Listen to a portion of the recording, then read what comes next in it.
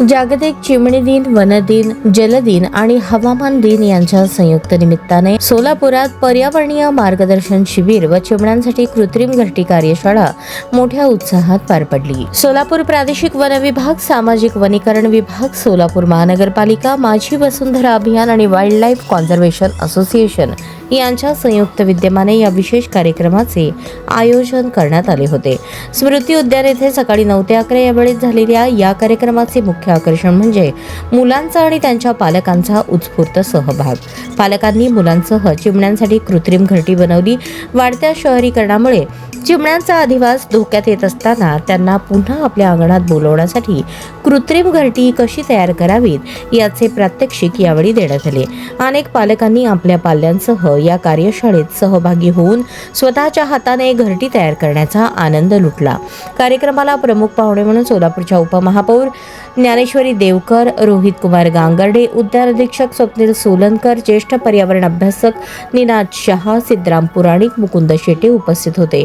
यावेळी उपस्थित तज्ज्ञ वक्ते निनाद शहा, सिद्धराम पुराणिक, मुकुंद शेटे यांनी उपस्थितांना बदलत्या पर्यावरणाचे महत्त्व आणि वन्यजीव संरक्षणाची गरज यावर मोलाचे मार्गदर्शन केले. केवळ औपचारिकता म्हणून नव्हे तर प्रत्यक्ष कृतीतून पर्यावरण रक्षण कसे करता येते हे कार्यशाळेतून सिद्ध झाले. कार्यक्रमाचे सूत्रसंचालन अजित चौहान यांनी केले तर आभार कुमारी शिवानी गोटे यांनी मानले. कार्यक्रम यशस्वी करण्यासाठी WCASचे शिवानंद हिरेमठ, संतोष धाकपाडे, सचिन पाटील, विनय गोटे, अजय हिरेमठ, सिद्धांत चौहान, लखन भोगे, दीपाली भोगे, अंबादास उबाळे, वन विभागाचे वनपाल रुकेश कांबळे, वनरक्षक अनिता शिंदे, श्रीशैल पाटील, अश्विन सोनके, ललिता बडे, गंगाधर विभूते, रमेश कुंभार उपस्थित होते.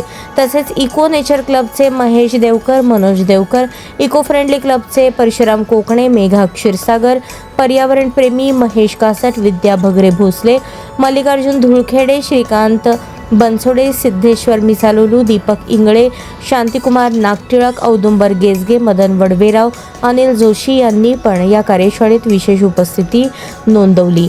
निसर्ग संवर्धनाचा हा वारसा पुढच्या पिढीपर्यंत पोहोचवण्यासाठी असे उपक्रम मैलाचा दगड ठरतील असा विश्वास आयोजकांनी व्यक्त केला.